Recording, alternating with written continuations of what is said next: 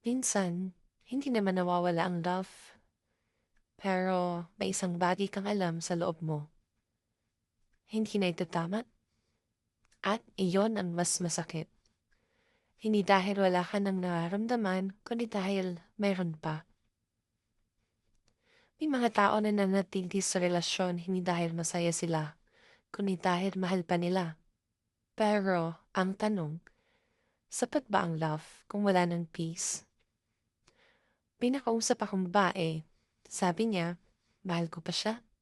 Pero pagkasama ko siya, lagi akong anxious.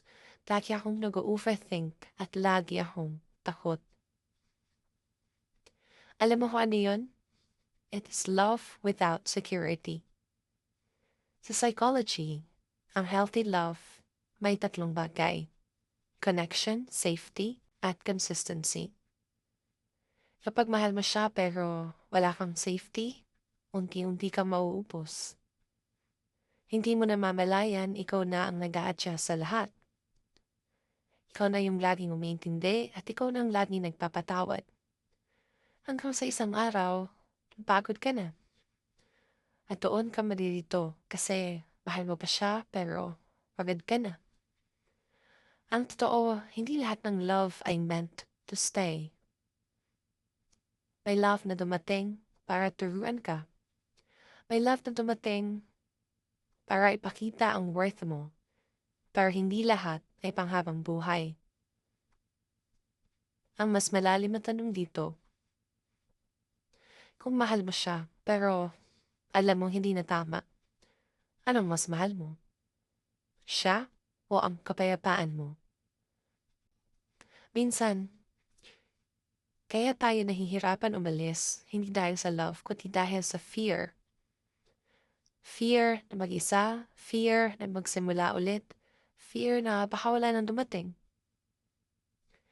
Pero ang tanong, kung mananatili ka sa relasyon na alam mong hindi na healthy, anong klaseng future ang hinahanda mo para sa sarili mo? May isang pattern na madalas mangyari. Kapag ang relasyon may red flags na obvious, halimbawa, disrespect, lies, manipulation. Pero pinipili mo manatili dahil mahal mo siya. Unti-unti mo lang tinuturuan ang sarili mo na okay ka lang masaktan. At kapag nasanay ang puso mo sa pain, bababa ang standard mo. Hindi dapat ganon. Love should not cost your dignity. Love should not cost your self-respect. Love should not make you feel small. Kung lagi kang iiyak, lagi kang nagdududa, kinakabahan, hindi to sign ng strong love. Minsan, sign ito ng emotional attachment. Magkaiba ang love at attachment. Love is calm. Attachment is anxious. Love gives peace. Attachment gives fear of losing. Kaya humahal mo siya pero alam mong hindi na tama, kailangan mong maging honest sa sarili mo. Tanungin mo, kung wala akong takot, pipiliin ko pa ba siya?